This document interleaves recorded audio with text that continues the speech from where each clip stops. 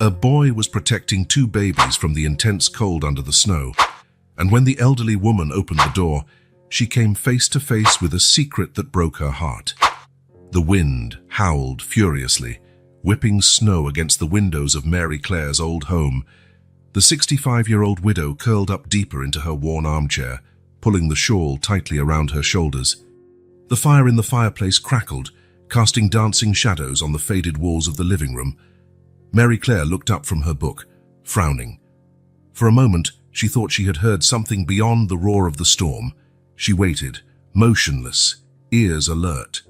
There it was again, a faint sound, almost imperceptible, knocking at the door, hesitant, soft, desperate.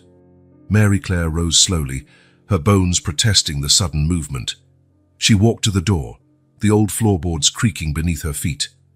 Her hand hovered over the doorknob as she hesitated, heart pounding. Who could be out there on a night like this? The knocks came again, more urgent this time. Mary Claire took a deep breath and opened the door. A gust of icy air and snow invaded the entryway.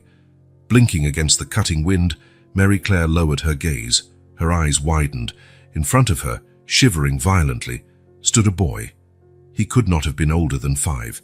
His pale face was stained with frozen tears, his lips blue from cold. But that was not what made Mary Claire gasp. In the boy's arms, precariously wrapped in thin blankets, were 2 babies. The boy looked up at Mary Claire, his gaze a mixture of fear and fierce determination. He held the babies closer to his chest, as if afraid someone might snatch them away. Please," he stammered, teeth chattering. Help!" Mary Claire acted on instinct. She knelt down, ignoring the pain in her knees, and gently pulled the children inside. The boy resisted for a moment before allowing her to guide them into the warm living room. Come, Mary Claire murmured, leading them toward the fireplace. "We'll get you warm." She wrapped the boy and the babies in warm blankets, gently rubbing their hands and feet to restore circulation. The babies, twins, she realized now, began to whimper softly, their little faces red from the cold. The older boy never took his eyes off the babies, his small hands still firmly gripping them even beneath the blankets. Mary Claire prepared hot chocolate, adding a bit of warm milk for the babies. As the children drank eagerly, she watched them, a strange feeling forming in her chest.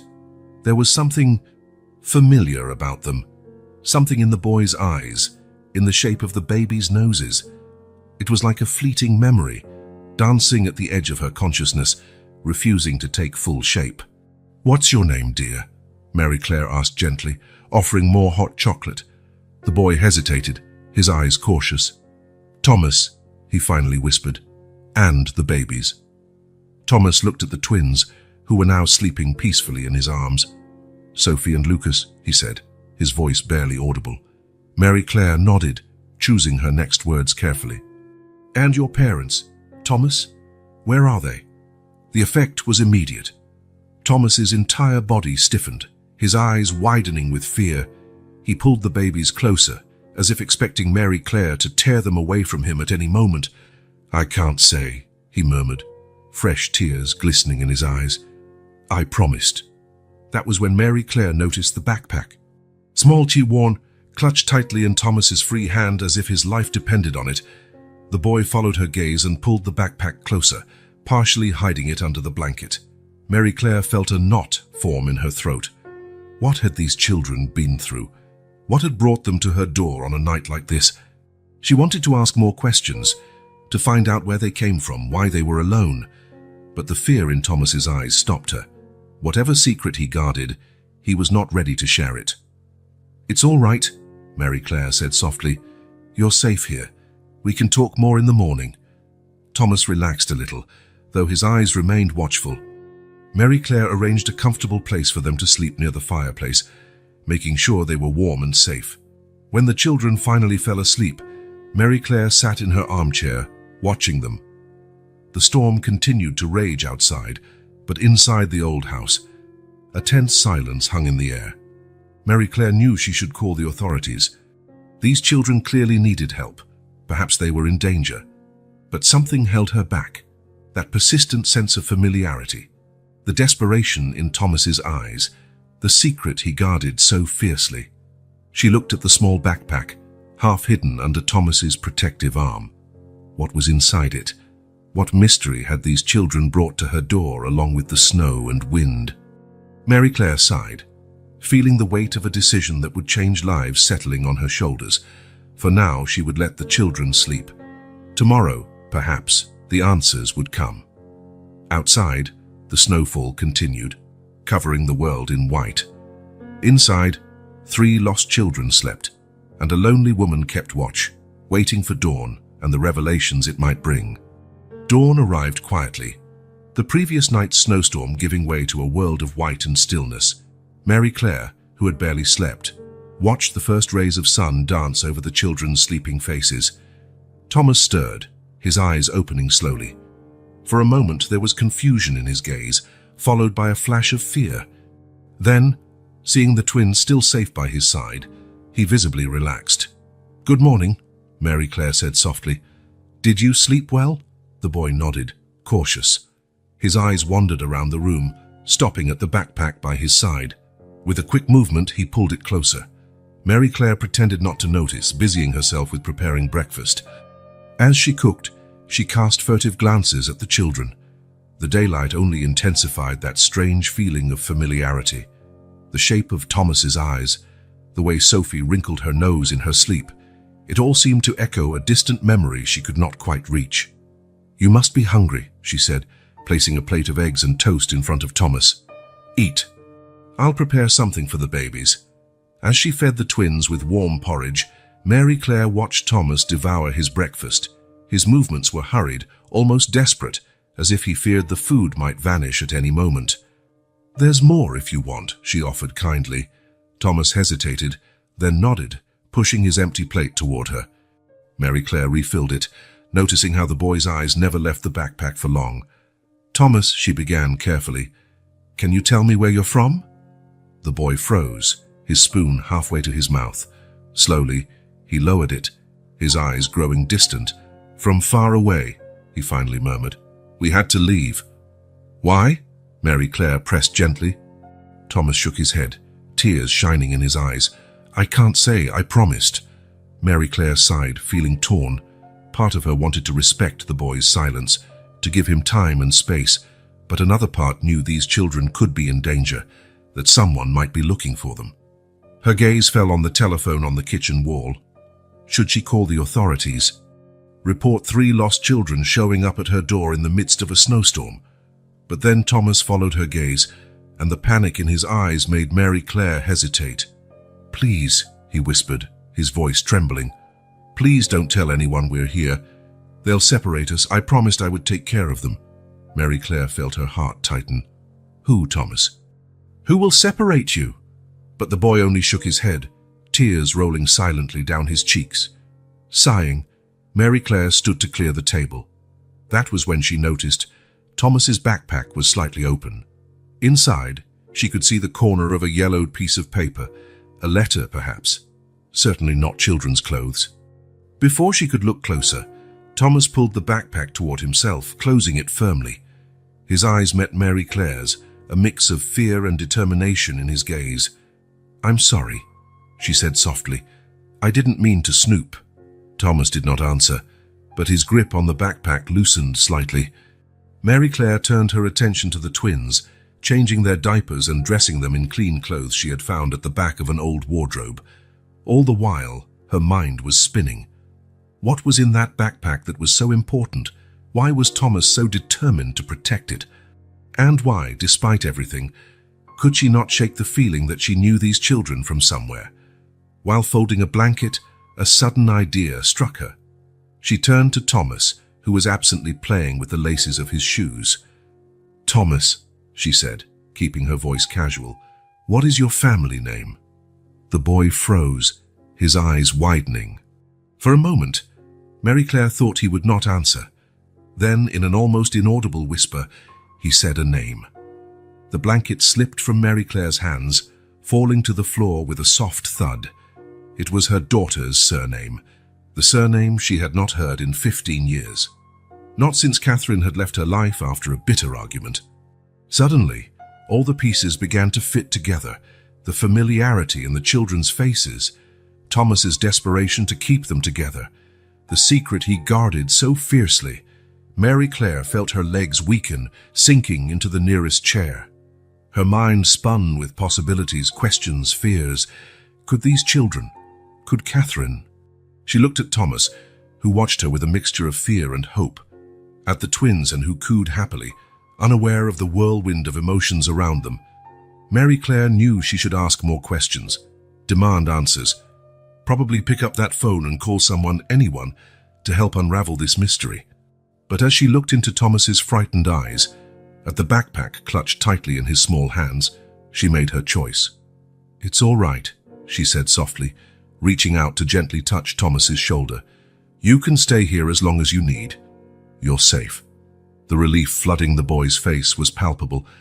For the first time since he had arrived, a small smile appeared on his lips. Mary Claire returned the smile, though her heart was heavy with unanswered questions.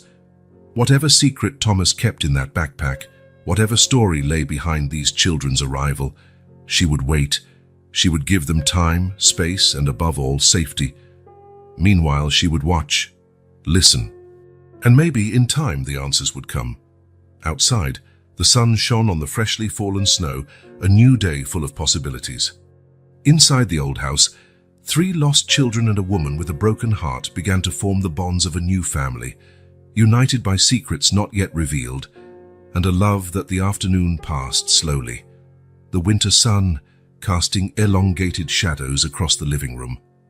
Mary Claire watched Thomas play quietly with the twins, her mind wandering down long-forgotten paths. 15 years. 15 long years since she had last seen her daughter. The memories, usually kept at bay by sheer willpower, now flooded her consciousness like a torrent. Catherine, young and rebellious, her eyes sparkling with anger. Harsh words exchanged, doors slammed. And then, silence. A silence that had lasted a decade and a half. Mary Claire shook her head, trying to push away the painful images. Her eyes settled again on Thomas, noticing for the 1000th time the curve of his chin, so similar to Catherine's when she was a child. "Thomas," she called softly, "would you like to hear a story?" The boy looked up, curiosity mixed with caution in his gaze. He nodded slowly. Mary Claire settled into her armchair, pulling an old photo album onto her lap. She opened it, revealing images of a young woman with dark hair and a radiant smile. "This was my daughter, Catherine," she began, her voice trembling. She loved telling stories when she was little. Thomas approached, his eyes fixed on the photographs. For a moment, Mary Claire thought she saw a flicker of recognition on his face, but it disappeared so quickly she could not be sure. She looks a bit like you," the boy murmured, almost to himself. Mary Claire felt her heart race. "Yes," she agreed softly. "Yes, she does." She turned the page, revealing more photos of Catherine growing up. Thomas studied them intensely, as if memorizing every detail. "What happened to her?" he asked finally, his voice barely a whisper. Mary Claire closed her eyes for a moment, painful memories dancing in her mind. The last fight, the accusations, the sound of the front door slamming for the last time. We had a falling out," she said finally. "A long time ago. She left and I haven't seen her since." Thomas looked at her with surprising intensity for one so young. "Do you miss her?" The question, so simple and yet so deep, took Mary Claire by surprise. Tears she did not know she was holding began to slide down her cheeks. "Every day," she whispered. Thomas moved hesitantly, as if he wanted to comfort her, but then he stopped, his eyes drifting to the backpack in the corner of the room. Mary Claire followed his gaze. The curiosity she had been suppressing since the children's arrival returned with full force. "Thomas," she said gently, "what's in that backpack that's so important to you?" The boy visibly recoiled, wrapping his arms protectively around the sleeping twins. It's just some things," he murmured. "Important things." Mary Claire nodded, not wanting to push too hard. "That's all right. You don't have to tell me if you don't want to." They fell silent for a moment, the old clock ticking softly on the wall. Then, to Mary Claire's surprise, Thomas began to speak. "Mom used to tell stories," he said quietly, "about a princess who ran away from the castle because the king and queen didn't understand her." Mary Claire felt her heart tighten. Was that how Catherine had seen what happened? "The princess met a prince," Thomas continued, his voice gaining confidence. "They fell in love and had 3 little children. But then—" He stopped abruptly, biting his lip as if he had said too much. "Then what, dear?" Mary Claire encouraged gently. Thomas shook his head. "I can't say. It's a secret." Mary Claire nodded, respecting the boy's reluctance, but her mind spun with the implications of the child's story. Catherine, a runaway princess, a prince, 3 children. She looked at the twins, then at Thomas. Could it be? A sudden movement caught her attention. Thomas had stood up and was walking toward the backpack. Carefully, he opened it, taking something out. It was a worn storybook, its pages yellowed with age. Thomas brought it to Mary Claire, offering it hesitantly. "Mom read to us every night," he said softly. Mary Claire took the book with trembling hands. As she opened it, a piece of yellowed paper fell into her lap. She picked it up, her heart nearly stopping as she recognized the handwriting. It was a letter addressed to her in Catherine's unmistakable script. Before she could read more, Thomas snatched the paper from her hands, stuffing it back into the backpack. "Sorry," he murmured. "You're not supposed to see that yet." Mary Claire nodded, too stunned to speak. Her mind whirled with questions. What did the letter say? Why had Catherine written it? And why did Thomas carry it with him? The rest of the afternoon passed in a blur. Mary Claire cared for the children mechanically, her mind full of possibilities and theories. Every movement Thomas made, every furtive glance at the backpack, fueled her growing curiosity. At night, after the children were asleep, Mary Claire sat in her armchair, the old photo album in her lap. She leafed through it slowly, tracing Catherine's face with trembling fingers. So many unanswered questions, so many lost years. And now, these mysterious children, carrying echoes of a past she hardly understood. Mary Claire looked at Thomas's backpack, its contents still a tantalizing mystery. Part of her wanted to rummage through it, to discover all the secrets it held, but she knew she couldn't betray the fragile trust Thomas was beginning to place in her. With a sigh, she closed the album. Tomorrow, she promised herself, tomorrow she would try again. Ask more questions, hear more stories, and perhaps, just perhaps, start to unravel the mystery that had landed on her doorstep during a snowstorm. Meanwhile, she would watch over the children, protecting them from any shadows that might be chasing them, and wait with a heart full of hope and fear for whatever the dawn might bring. Dawn brought a light mist, draping the house in an ethereal veil. Mary Claire found Thomas already awake, sitting by the window, his eyes lost in the white landscape outside. "Good morning, dear," she said softly, not wanting to startle him. Thomas turned, a small smile playing on his lips. "Good morning," he replied, his voice still husky with sleep. Mary Claire joined him at the window, watching the first rays of sun struggle to penetrate the fog. "Did you sleep well?" The boy nodded. Then his gaze shifted to the twins, still sleeping on the makeshift sofa bed. "They slept all night," he said, a note of pride in his voice. "Normally, Lucas wakes up crying." Mary Claire felt a pang in her heart. The way Thomas spoke, how he cared for his siblings, it was far beyond his 5 years. "Thomas," she began hesitantly, "can you tell me more about your mother?" The boy tensed for a moment, then relaxed, as if he had made a decision. "Mom is sick," he said quietly. She had to go to a big hospital."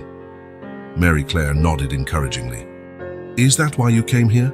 Thomas bit his lip, clearly debating how much to reveal. "Mom said we had to find Grandma," he finally whispered. "She said it was important, that Grandma would keep us safe." Mary Claire's heart sped up. Grandma. Could it be? Before she could ask more, Sophie started to whimper. Thomas immediately stood, going to his sister's side with an efficiency that broke Mary Claire's heart. "Shh, it's all right," he murmured, picking the baby up in his arms with care. "I'm here." Mary Claire watched, fascinated, as Thomas soothed Sophie with the skill of a seasoned caregiver. Unbidden memories flooded her mind.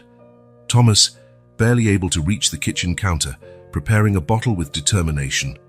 Thomas, sitting on the floor of a dark room, softly singing to calm the crying twins. Thomas is with dark circles under his eyes, changing diapers and wiping runny noses. Mary Claire blinked, pushing away the images. Where had they come from? They weren't her memories, yet they felt so vivid, so real.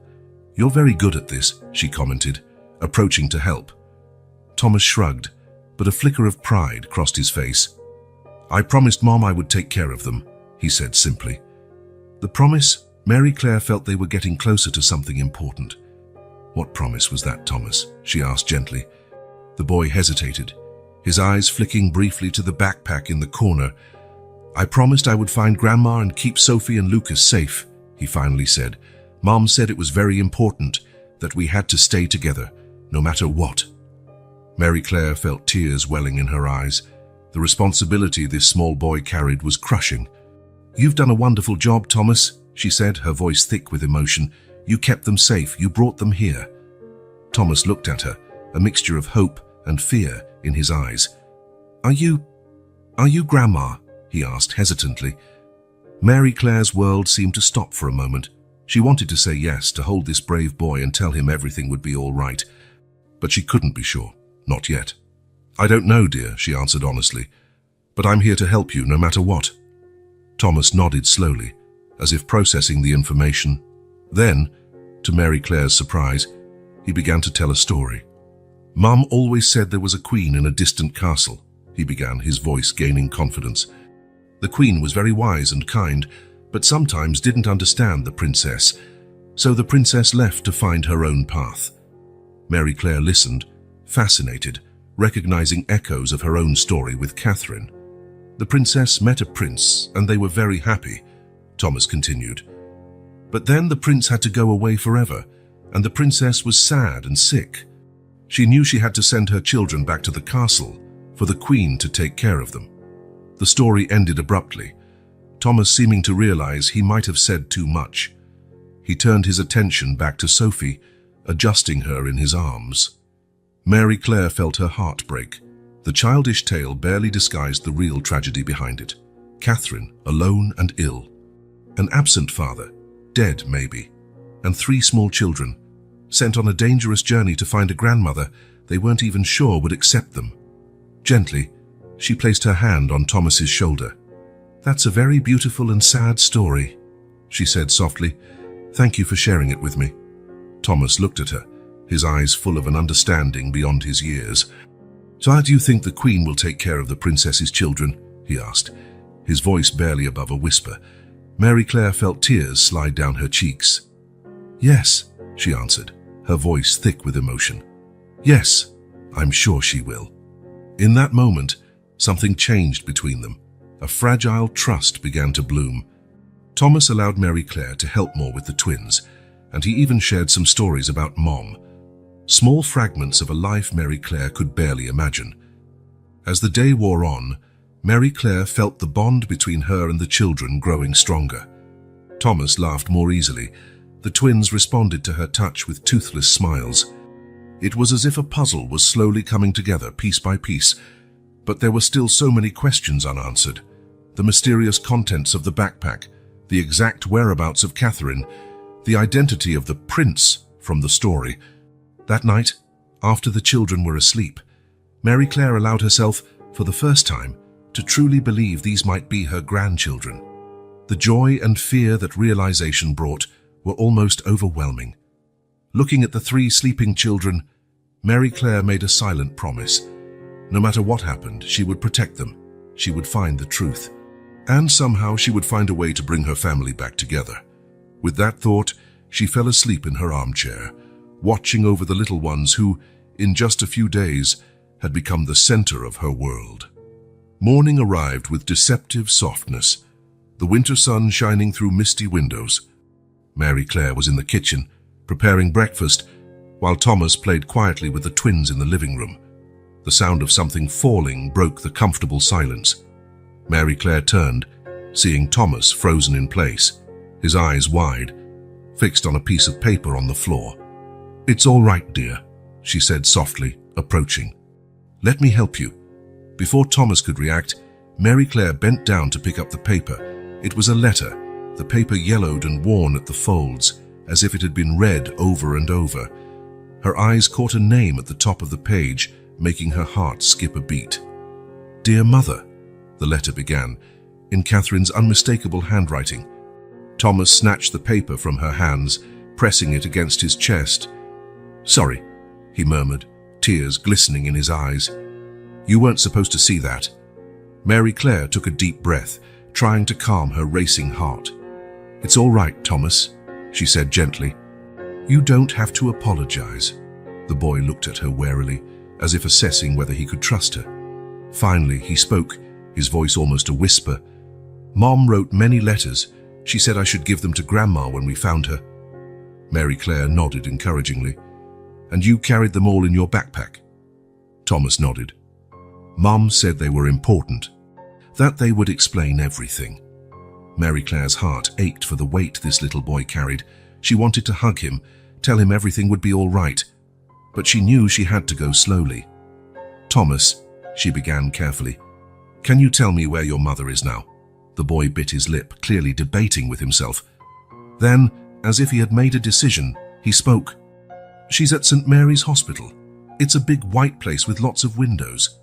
Mary Claire felt a wave of recognition. St. Mary's was the main hospital in the region, about 2 hours away. Her mind began to spin with possibilities. "Thank you for telling me, Thomas," she said softly. That's very helpful." The rest of the morning passed in a whirl of household activities, but Mary Claire's mind was elsewhere. While the children napped after lunch, she sat at the kitchen table with a notepad, trying to connect the dots. Catherine was at St. Mary's Hospital, ill apparently. She had sent her children to find Grandma, and there were letters that could explain everything, but why? What had happened in the last 15 years to lead to this desperate situation? Mary Claire knew she needed to be careful. She couldn't just pick up the phone and call the hospital. What if Catherine was hiding from someone? And she couldn't force Thomas to reveal more than he was ready to share. Deciding she needed fresh air to clear her mind, Mary Claire stepped outside for a short walk. That was when she noticed the curious looks from her neighbors. Mrs. Dawson, who lived next door, waved hesitantly. "Good morning, Mary Claire." "Dice, I couldn't help noticing you've had visitors these past few days." Mary Claire felt a stab of anxiety. She had hoped for more time before the community started asking questions. "Yes," she replied, trying to keep her voice casual. "Some relatives came to stay with me for a while." Mrs. Dawson nodded, but her eyes were filled with unsatisfied curiosity. "How lovely. I didn't know you had family in the area." "It's a long story," Mary Claire said with a tense smile. "Maybe I can tell you another time." As she walked back home, Mary Claire could feel eyes following her. She knew rumors would start soon, if they hadn't already. A lonely widow suddenly with 3 small children. It was the kind of gossip that would fuel conversations in the small village for weeks. Back in the safety of her home, Mary Claire found Thomas awake, watching her with wide, worried eyes. "Is everything all right?" he asked, his voice small and worried. Mary Claire smiled reassuringly. "Yes, dear. I just went for a little walk." Thomas nodded, then, to her surprise, handed her a folded piece of paper. I think you should read this," he said hesitantly. With trembling hands, Mary Claire took the paper. It was the letter Thomas had dropped earlier. "Dear Mother," she read aloud, her voice thick with emotion. "I know it's been a long time. I know there's so much to explain, so much to ask forgiveness for, but time is running out, and my children need you. Please take care of them. Protect them. Love them as I know you always loved me, even when we couldn't understand each other. Thomas knows the way. He carries all the explanations you need. Trust him, trust me, one last time. With all my love and regret, Catherine." Mary Claire looked at Thomas, tears streaming freely down her face. The boy watched her with a mixture of fear and hope. "Are you really Grandma?" he asked in a whisper. Mary Claire nodded, unable to speak. She opened her arms and after a moment of hesitation, Thomas ran into them, burying his face in her shoulder. As she embraced the grandson she barely knew, Mary Claire understood her life had changed forever. There were still many unanswered questions, many mysteries to unravel.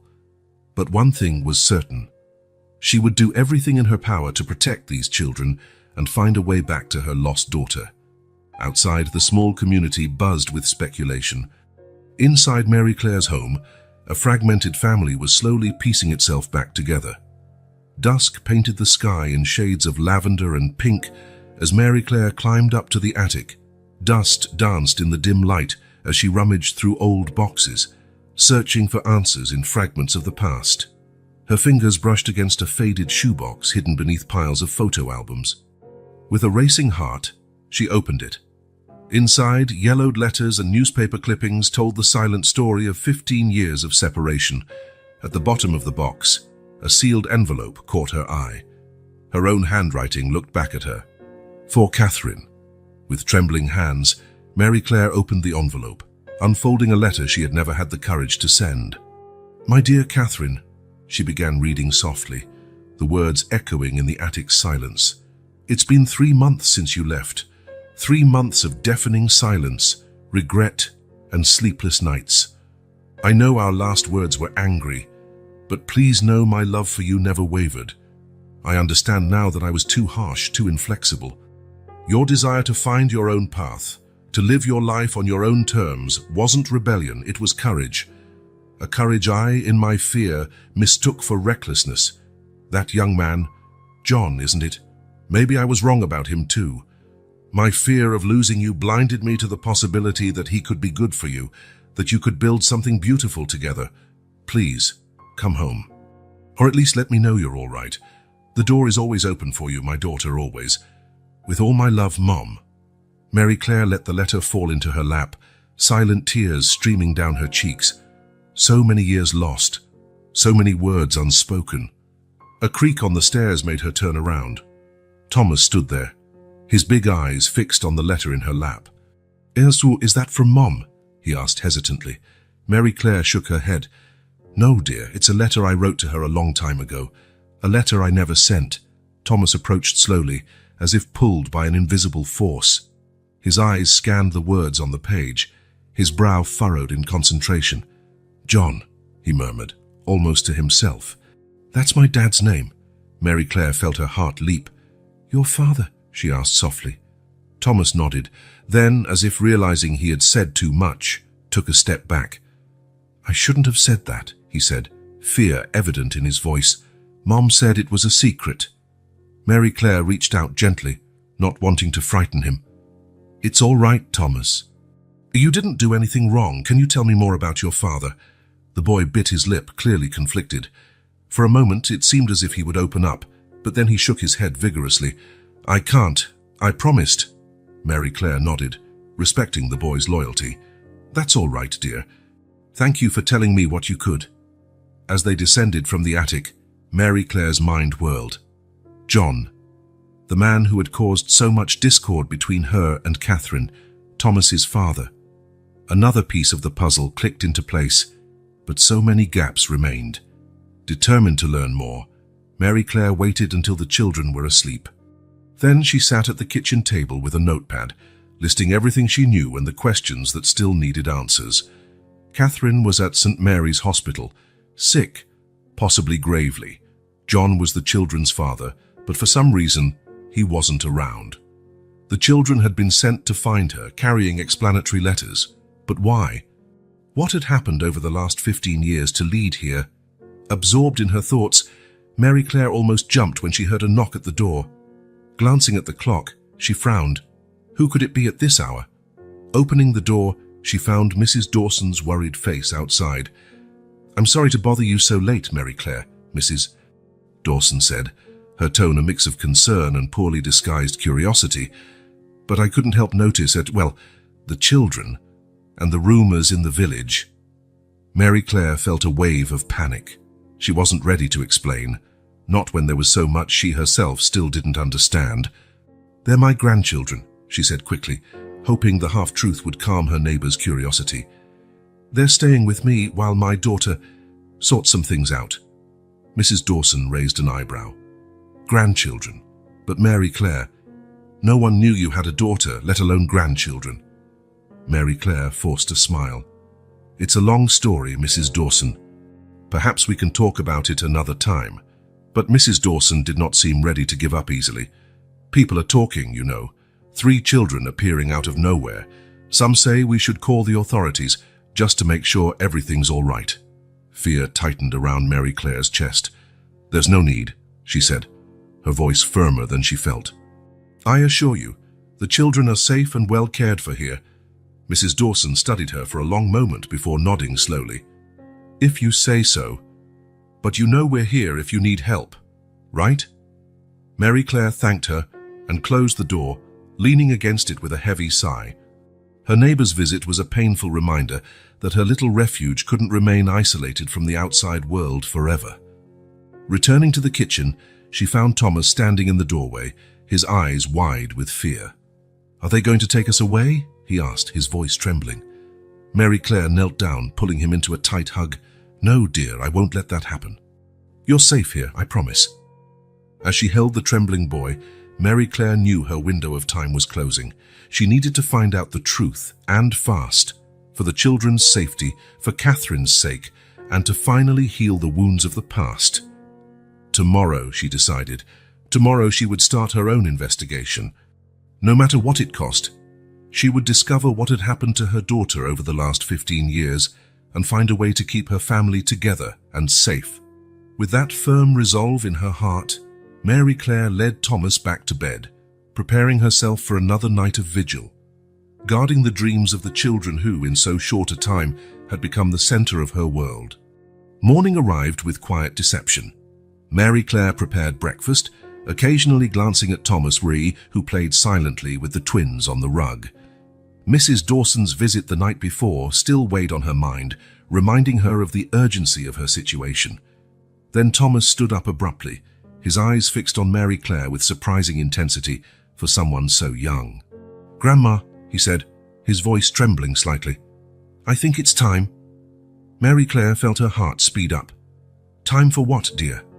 In response, Thomas went to his backpack, pulling it close with care. With slow, deliberate movements, he opened it, revealing its mysterious contents for the first time. Mom said I should show you this when I was sure, he explained, his voice low. I think I'm sure now.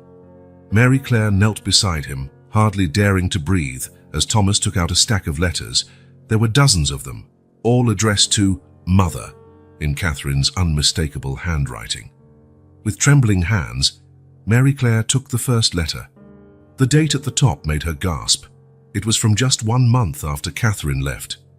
Dear Mother, she began to read aloud, her voice thick with emotion. It's been a month since I left, a month of freedom, discoveries, love, and longing. John and I got married yesterday. It was a simple ceremony, just the 2 of us and a few witnesses. I wish so much you could have been there. I wish I could share this joy with you. I know you didn't approve of John, thought he wasn't good enough for me. But Mother, he's wonderful, kind, dedicated, full of dreams. We're building a life together, step by step. Maybe one day you can meet him for real. Maybe one day we can be a family again. With love, Catherine. Mary Claire let the letter fall into her lap, silent tears trailing down her cheeks. Thomas watched her closely, his eyes full of understanding beyond his years. There's more, he said softly, handing her another letter. This one was dated 3 years later. Catherine's handwriting looked more hurried, the words smudged in some places. Mother, things are hard. John lost his job and we're struggling to pay the bills. Sometimes I wonder if we made a mistake, if we should have listened to you. But then I look at our little Thomas, sleeping peacefully in his crib, and I know I would do it all again. He has your eyes, you know, and your smile. I wish so much that you could meet him. I wish I could ask for your advice, your comfort, but pride still stops me. How can I return after everything I said, everything I did? I hope one day we can make amends. Until then, know that I think of you every day. Catherine. Mary Claire looked at Thomas, seeing him now with new eyes. her grandson. The baby mentioned in the letter now sat before her, guardian of secrets he barely understood. The letters went on, each one revealing a bit more of Catherine's life. Moments of joy, the twins' birth, birthdays, small victories, and moments of pain, financial hardships, fights, a growing sense of isolation. The last letter made Mary Claire freeze. It was dated only 2 weeks ago, the ink still fresh on the page. "Mother, I don't know if I'll ever have the courage to send these letters. I don't know if you'll ever read them, but I need to write, need to believe that somehow these words will reach you. I'm sick, Mother, very sick. The doctors aren't optimistic. John is gone. A car accident 6 months ago. It's been just me and the children since then. I've made so many mistakes.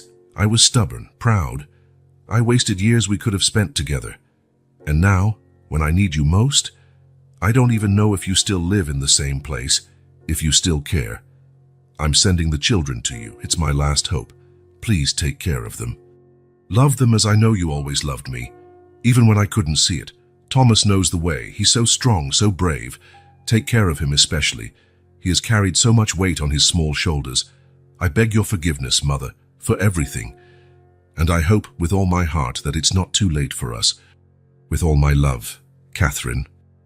The silence that followed was heavy, laden with unspoken emotions. Mary Claire looked at Thomas, tears streaming down her face.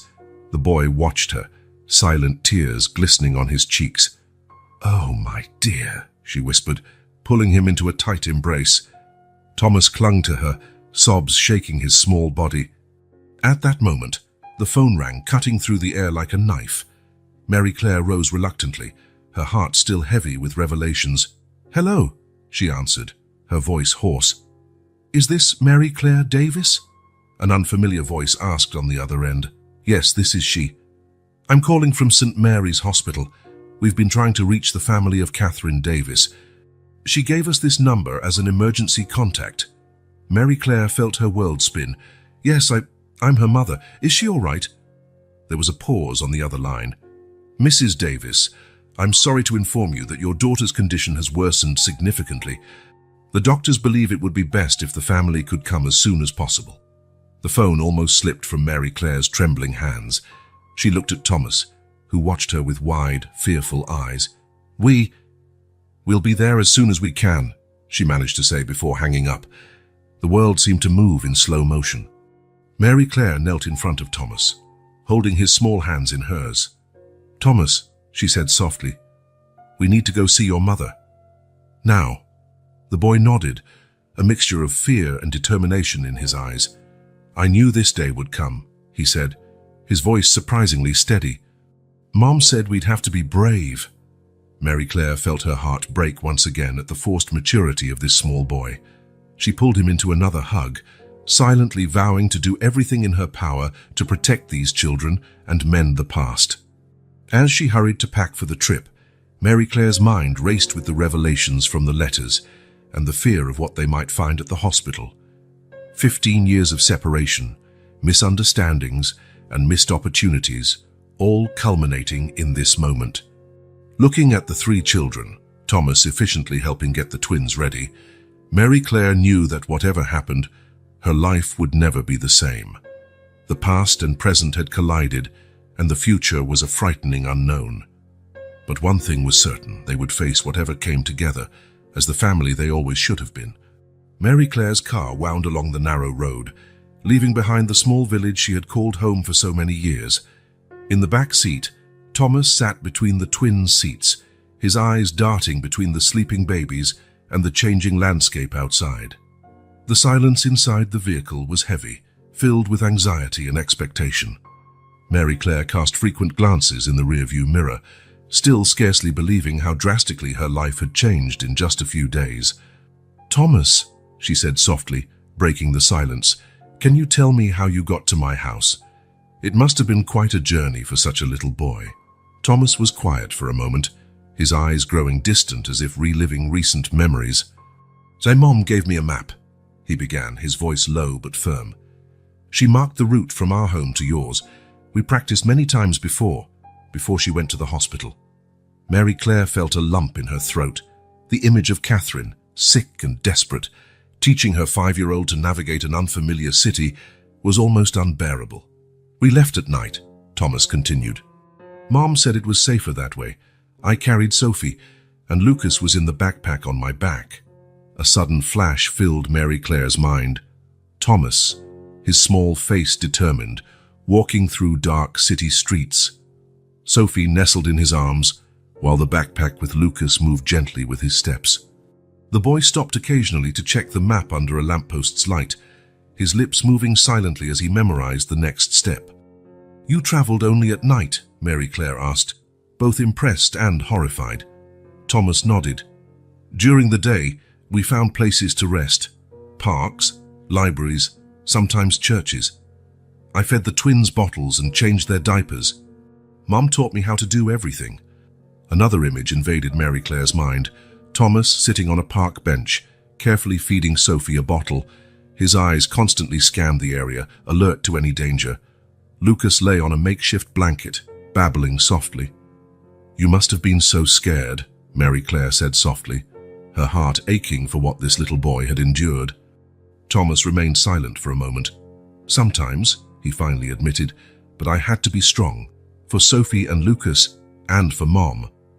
Mary Claire felt tears welling in her eyes.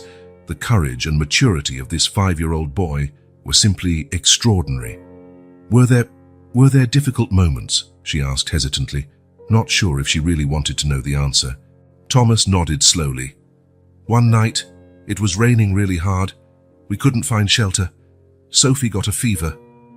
Another vivid memory took shape. Thomas, soaked to the bone, holding Sophie against his chest.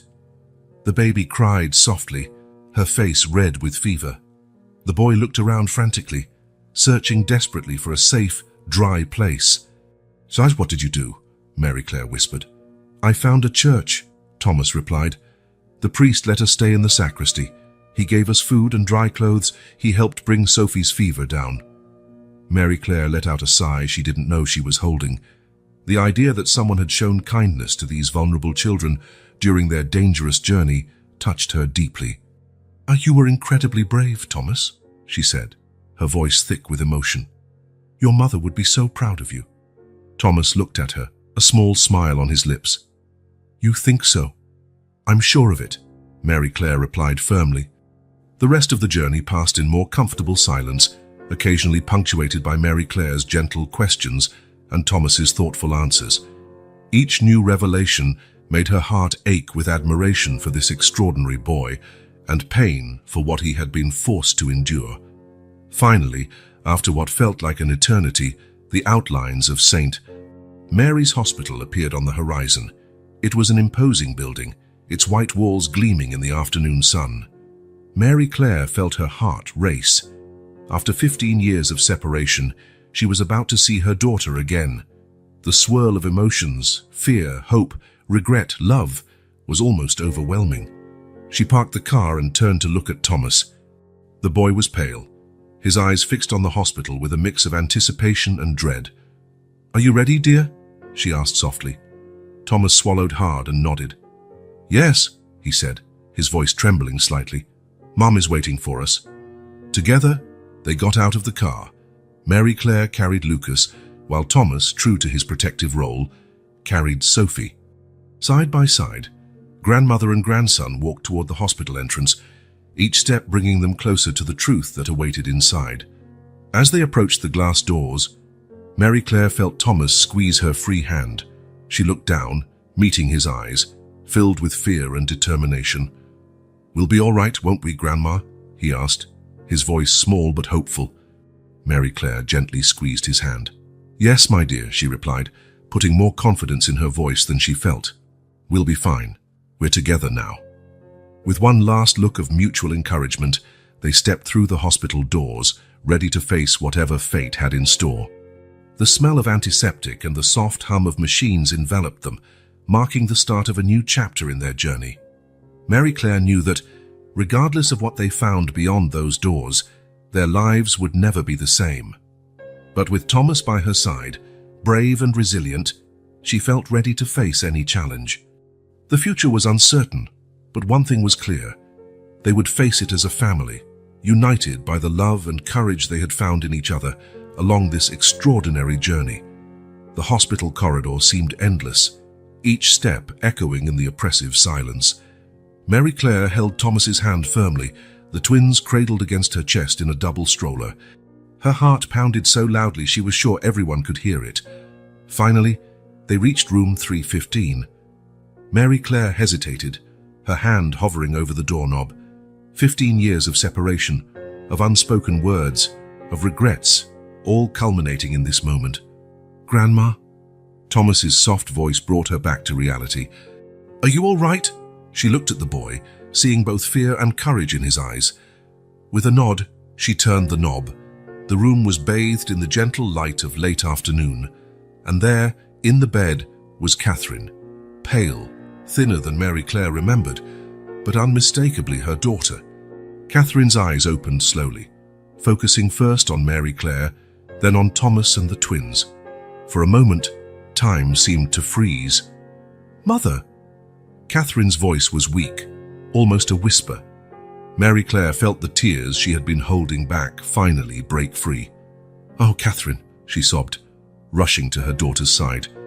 The two women embraced, years of hurt and regret dissolving into tears and muffled sobs.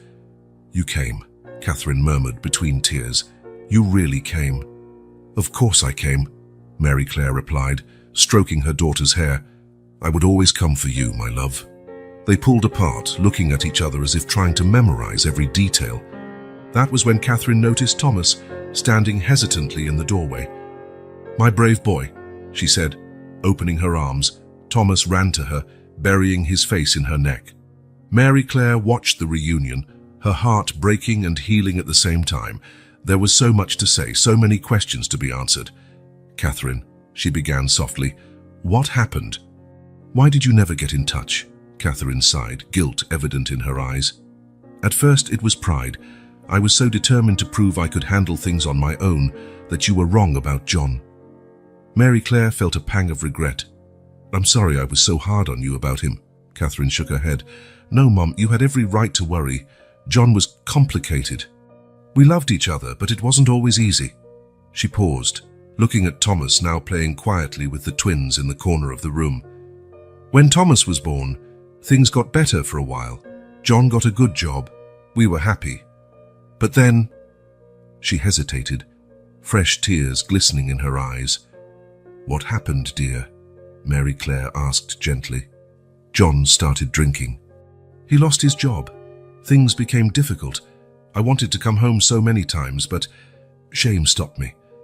How could I admit you were right all along?" Mary Claire's heart tightened. "Oh, Catherine, I would never have judged you. I just wanted you safe and happy." Catherine nodded, tears sliding silently down her cheeks. "I know that now. But then, well, I was young and stubborn." She continued her story, describing the twins' birth, the financial struggles, the brief moments of happiness amid hardship.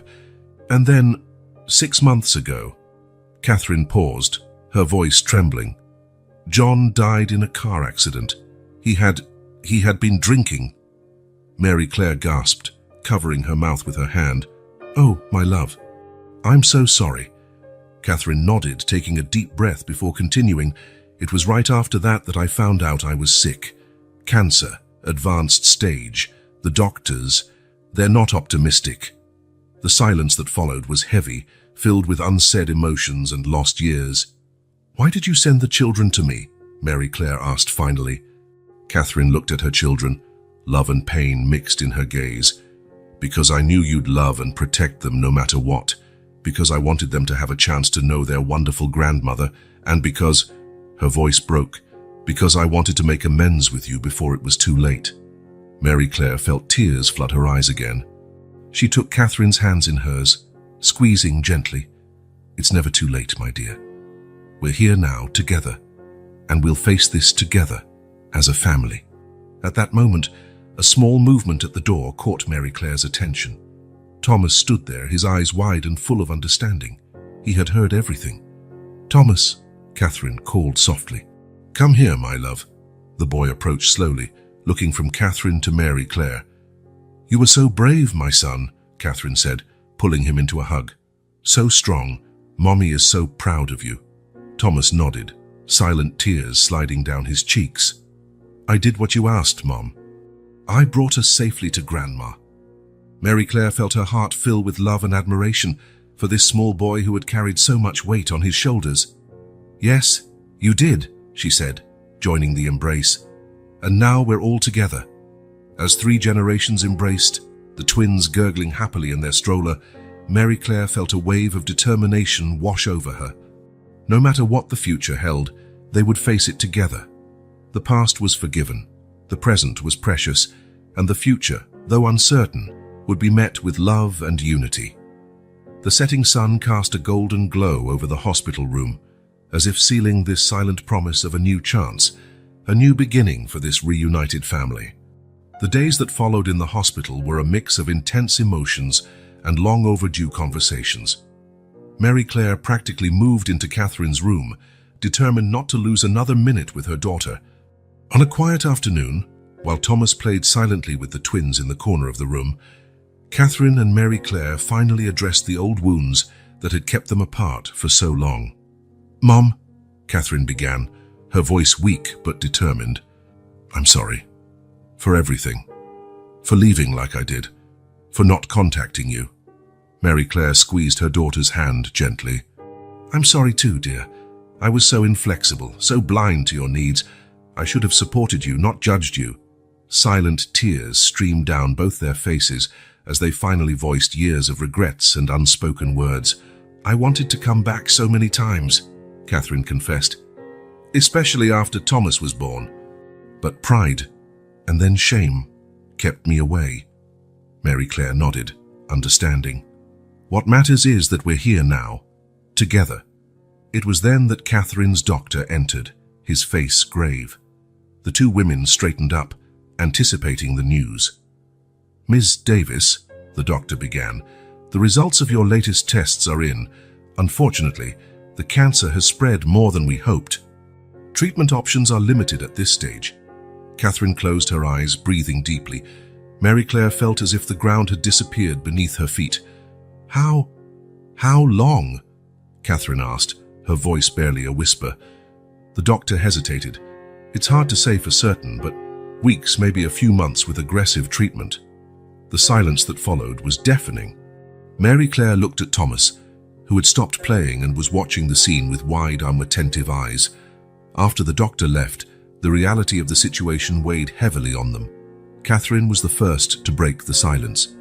"Thomas, dear, come here," she called softly. The boy approached the bed, his eyes flicking between his mother and grandmother. "Did you hear what the doctor said?" Catherine asked gently. Thomas nodded, his eyes shining with unshed tears. You're going away like Daddy, aren't you?" Mary Claire's heart broke at the understanding in the child's voice. Catherine pulled Thomas into a tight hug. "Oh, my love, I don't want to go. But sometimes we can't choose these things." To both women's surprise, Thomas pulled back, his face serious. "I understand, Mom. It's like in the stories you told me. Sometimes heroes have to take long journeys and leave the people they love behind." Mary Claire felt tears slip down her cheeks at the maturity and comprehension in her grandson's words. "That's right, my brave boy," Catherine said, her voice trembling. "But even when heroes leave, and they leave their love behind, don't they?" Thomas nodded solemnly. "And they always live on in the hearts of the people who love them." All 3 generations embraced, sharing tears and mutual comfort. Later, when Thomas finally fell asleep, exhausted by the day's emotions, Catherine and Mary Claire faced difficult decisions. "Mom," Catherine began hesitantly, "I know it's a lot to ask, but—" "Don't even finish that sentence," Mary Claire interrupted gently. "Of course I'll take care of the children. They are my family, Catherine. Our blood." Catherine let out a sigh of relief. "Thank you.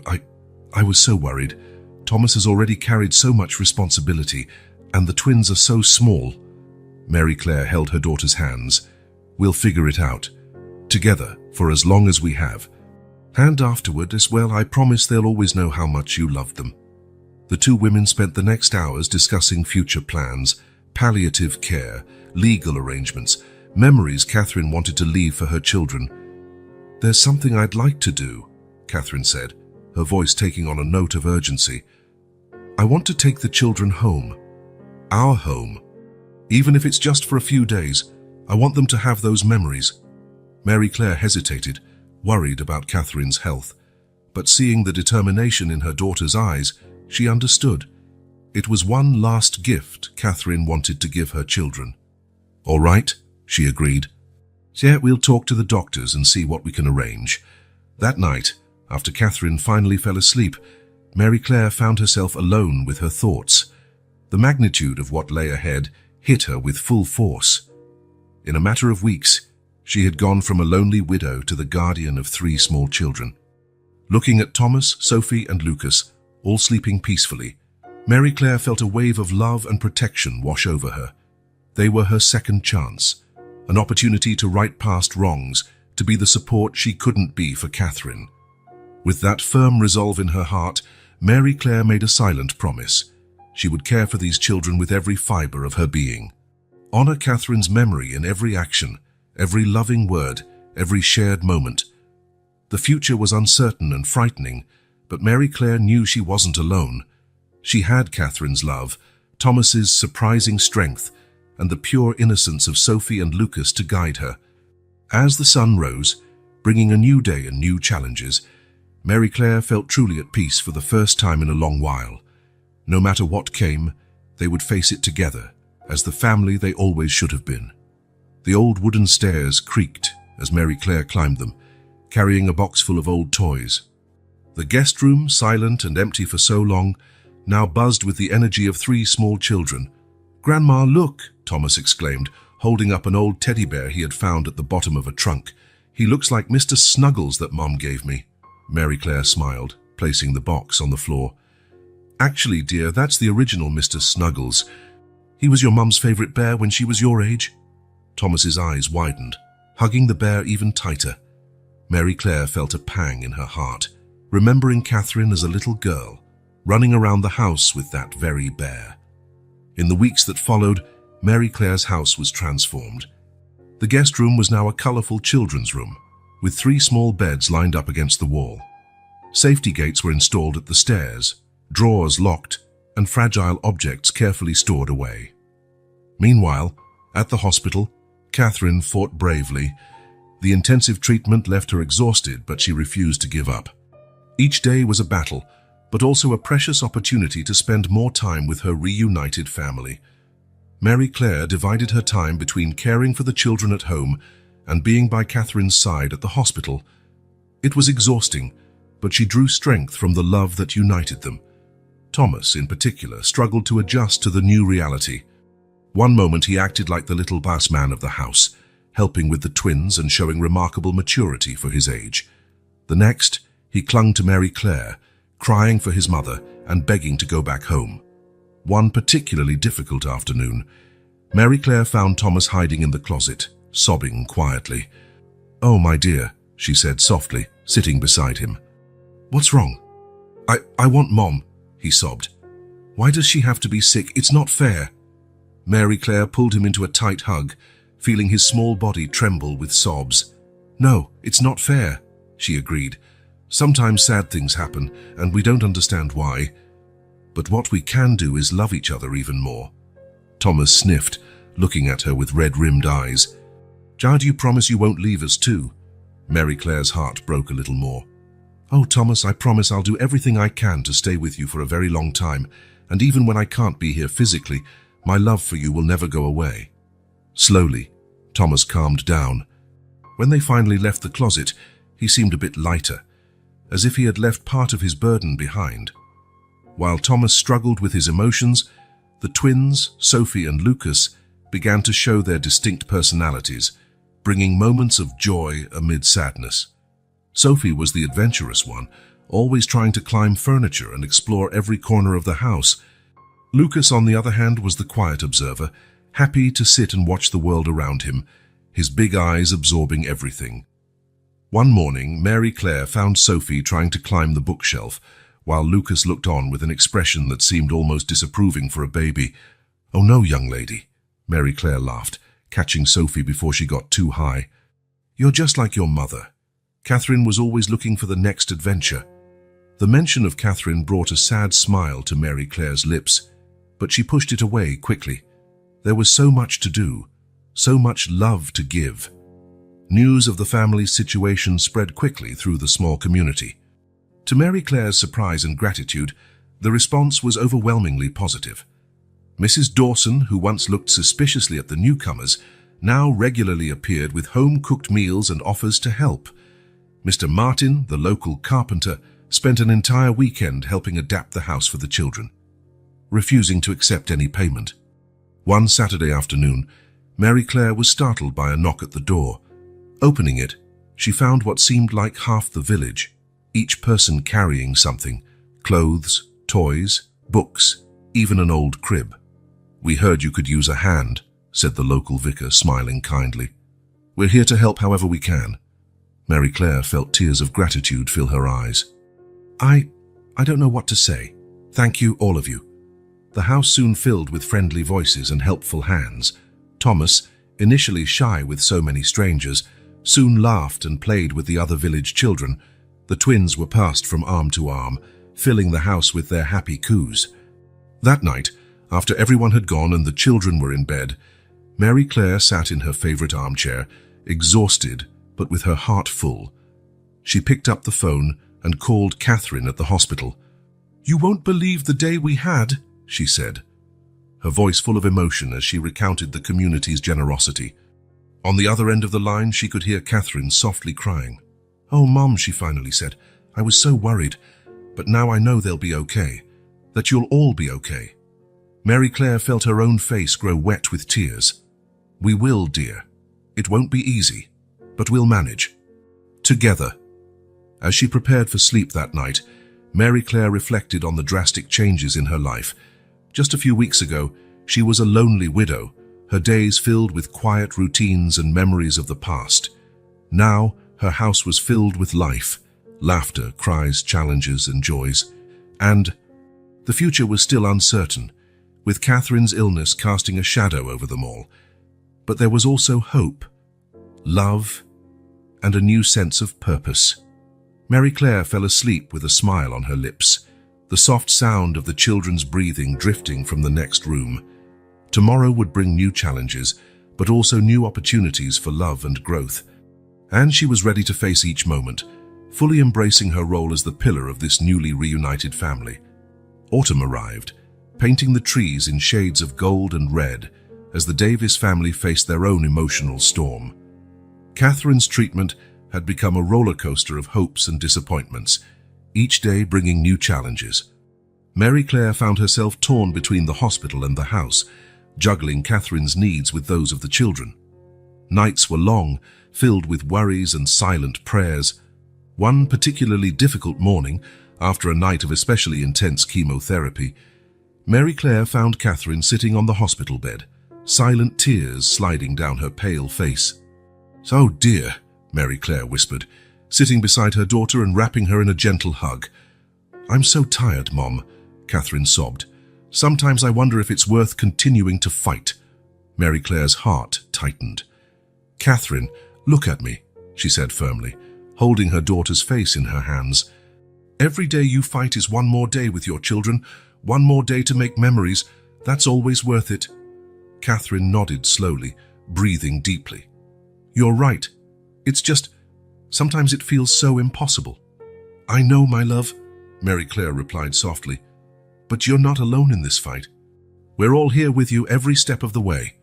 At that moment, as if to prove Mary Claire's point, the door opened and Thomas entered, carrying a colorful drawing. "Mom, look what I made at school," he exclaimed, his eyes shining with pride. Catherine's face lit up immediately at the sight of her son. "It's beautiful, my love. Tell me all about school." As Thomas chattered excitedly about his new teacher and the friends he'd made, Mary Claire watched Catherine transform. The exhaustion and pain were still there, but so was a renewed brightness in her eyes, a strengthened determination. Thomas's adaptation to school had been its own journey of ups and downs. On the first day, he clung to Mary Claire's leg, reluctant to enter the classroom. "What if Mom needs me?" he asked, fear evident in his voice. Mary Claire knelt to meet his gaze. "Thomas, remember what we talked about. You going to school is one of the things that makes your mom happiest and proudest. And I promise that if anything happens, I'll come get you right away." With one last tight hug, Thomas finally entered the room, casting anxious looks backward. But as the days passed, Thomas began to flourish at school. He made friends, fell in love with reading, and even joined the art club. "You know, Mom," Catherine said one day, flipping through Thomas's sketchbook, "I think he inherited your artistic talent." Mary Claire smiled, remembering the long afternoons she'd spent drawing with Catherine when she was small. "Maybe it's time I dug out my old paintbrushes," she joked. These small exchanges, these moments of lightness and connection, did much to heal the old wounds between mother and daughter. Slowly, Catherine and Mary Claire were rebuilding their relationship, filling the 15-year void with love, understanding, and forgiveness. One afternoon, while Thomas was at school and the twins napped, Catherine asked to see the old letters she had written over the years. "I want you to read them now," she said softly. "All of them. I want you to understand everything." With trembling hands, Mary Claire began to read. Each letter was a window into Catherine's life, her struggles, her joys, her regrets. Tears flowed freely down Mary Claire's face as she absorbed her daughter's words. "Oh, Catherine," she sobbed when she finished the last letter. "I'm so sorry. I'm sorry I wasn't there for you." Catherine took her mother's hands in hers. "No, Mom, I'm sorry. I was too stubborn to ask for help, too proud to admit I was wrong. We lost so many years. But we're here now," Mary Claire said firmly, "and we'll make every moment count." Amid the challenges, there were also pure moments of joy that lit up the family's days. Like the morning Lucas, the quiet twin, surprised everyone with his first word. Mary Claire was in the kitchen preparing breakfast when she heard a tiny voice from the living room. "Grandma!" She froze, barely believing her ears. Running into the living room, she found Lucas sitting on the rug, a toothless smile lighting up his face. "Grandma," he repeated, reaching out his arms to her. Mary Claire scooped him up, laughing and crying at the same time. "Oh, my love, you spoke." She immediately called Catherine at the hospital to share the news. The joy in Catherine's voice was palpable, even through the phone. Not long after, Sophie also surprised everyone. During a visit to the hospital, the little girl took her first steps, determinedly tottering toward Catherine's bed. "Mommy!" she cried, falling into Catherine's waiting arms. The hospital room filled with laughter and tears of joy, the illness momentarily forgotten in the face of this everyday miracle. As the months passed, Thomas's backpack, once a repository of secrets and burdens too heavy for his small shoulders, began to change. Now, besides Catherine's precious letters, it held school drawings, small gifts for his mother, and even a journal where Thomas recorded special moments of the family, as he called them. One day, Mary Claire found him sitting on his bed, surrounded by the backpack's contents, a thoughtful look on his young face. "What are you doing, dear?" she asked softly. Thomas looked up, a small smile playing on his lips. "I'm storing memories, Grandma, like Mom did with her letters, so we never forget the happy moments." Mary Claire felt her heart fill with love and pride. Sitting beside him, she picked up one of his drawings. "Why don't you tell me about this one?" Thomas's eyes lit up as he explained every detail of the picture. His family gathered in the park, Catherine smiling in a wheelchair, the twins playing in the grass, Mary Claire beside them all, like a silent guardian. As Thomas spoke, Mary Claire reflected on the incredible journey her family had undertaken. The challenges were many and the future still uncertain. Catherine's treatment continued, with good days and bad. But amidst all this, there was love, hope, and a family that had found its way back to each other. That night, after the children were in bed, Mary Claire sat in her favorite armchair, a steaming cup of tea in her hands. She picked up the phone and called Catherine. "How are you feeling, dear?" she asked softly. "Tired," Catherine answered honestly. "But good, happy." A comfortable silence stretched between them. "Mom," Catherine finally said, "I want you to know how much I love you, how much I appreciate everything you've done for us." Mary Claire felt tears forming in her eyes. "So, my love, I love you too, more than you can imagine." When they hung up, Mary Claire sat for a long time, gazing at the stars through the window. The future was still uncertain, but she knew that, no matter what came, they would face it together, as a family. With a contented sigh, she rose to check on the children one last time before bed. Tomorrow would bring new challenges, but also new joys, and she was ready to embrace every moment. Mary Claire's garden was in full bloom, a sea of vibrant colors under the gentle spring sun. The air was filled with the sweet scent of roses and the cheerful sound of children's laughter. It was hard to believe that only a year had passed since that fateful snowy night that changed everything.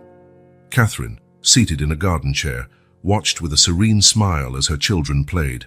Thomas, now 6, ran across the lawn chasing soap bubbles that Mary Claire blew for the twins. Sophie and Lucas, who had just turned 2, giggled and clapped, trying to catch the iridescent bubbles. "Who would have thought," Catherine murmured to herself, "that we could come so far in just 1 year?" Hearing the comment, Mary Claire approached her daughter. "Life has a surprising way of gifting us, doesn't it?" she said, sitting beside Catherine. The two women fell silent for a moment, absorbing the scene before them. Thomas had stopped running and was now helping Sophie blow her own bubbles, while Lucas watched with wide, admiring eyes. "He's grown so much," Catherine said, her eyes on Thomas. "Not just in size, but in spirit." Mary Claire nodded. "He carried a huge burden for so long. It's wonderful to see him finally acting like the child he is." As if sensing they were talking about him, Thomas looked their way and waved, a wide smile illuminating his face. Catherine waved back, her heart overflowing with love and gratitude. "I remember when he arrived at my door," Mary Claire said softly. "So small, yet so determined." Carrying his siblings and the weight of the world on his shoulders, Catherine felt tears form in her eyes. "I'm sorry for putting so much responsibility on him. I was so desperate." Mary Claire took her daughter's hand. "You did what you thought best at the time, and look where it led us. We're all together now." Catherine nodded, wiping away a tear. "It's true. And speaking of being together," she hesitated before continuing. "The doctors said my latest tests were very promising. They think I might go into full remission soon." Mary Claire gasped, her eyes filling with joyful tears. "Oh, Catherine, that's wonderful." They embraced, years of hurt and separation, finally washed away by love and gratitude. "Mom, Grandma," Thomas's voice brought them back to the present. "Come see the sandcastle we built." Laughing, Catherine got up from her chair, leaning lightly on Mary Claire. Together, they walked to the sandbox where the children had constructed an impressive structure. "Wow," Catherine exclaimed. "That's amazing." "You're real architects." Thomas puffed out his chest with pride. "I made the towers, Sophie made the windows, and Lucas... Well, Lucas destroyed more than he helped, but that's okay." Everyone laughed, including Lucas, who seemed very pleased with himself. As the afternoon wore on, their small family celebration continued. Neighbors stopped by, bringing dishes to share and warm smiles. Mrs. Dawson, who a year before eyed the situation with suspicion, was now a constant and loving presence in their lives.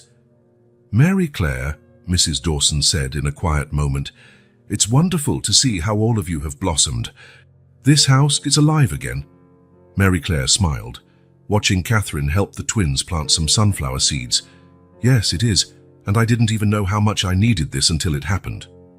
As the sun began to set, painting the sky in pinks and golds, the small party wound down.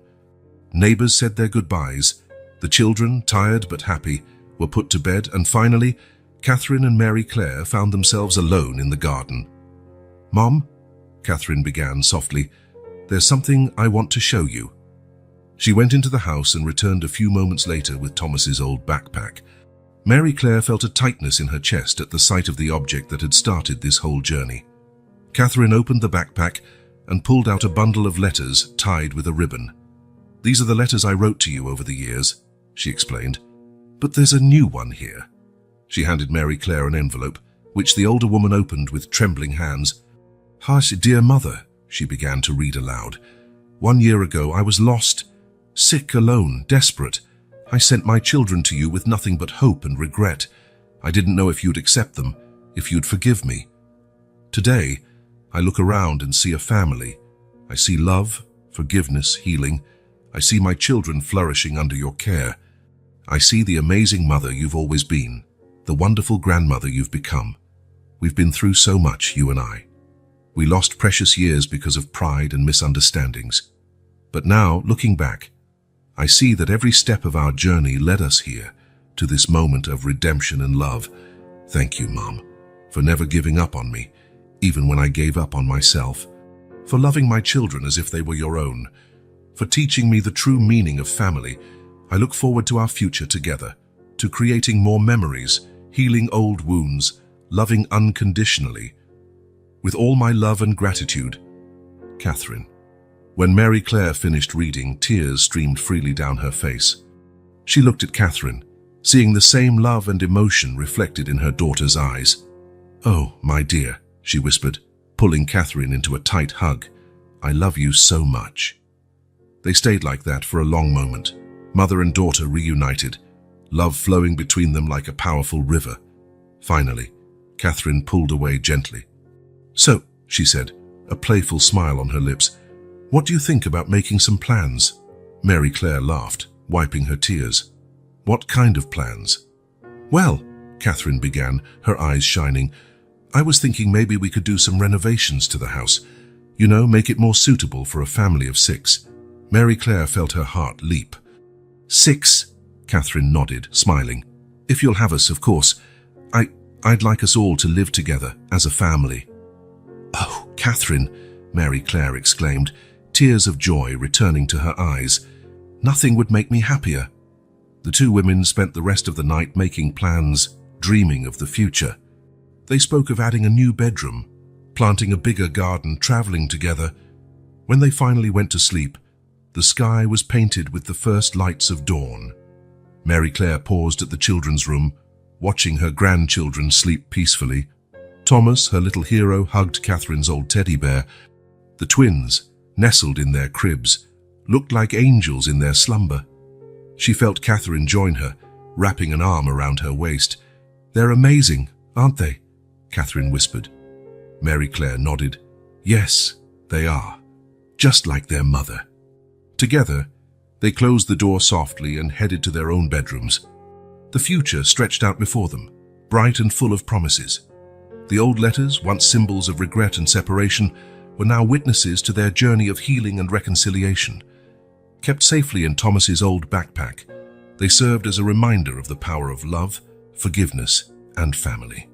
As Mary Claire lay in her bed, she reflected on the incredible year that had passed, from a lonely widow to the matriarch of a vibrant, loving family, from a mother with a broken heart to a complete, happy woman. The circle was complete. The family was united, and the future, oh, the future had never looked so bright. With a smile on her lips and gratitude in her heart, Mary Claire closed her eyes, ready to dream of the many happy days yet to come.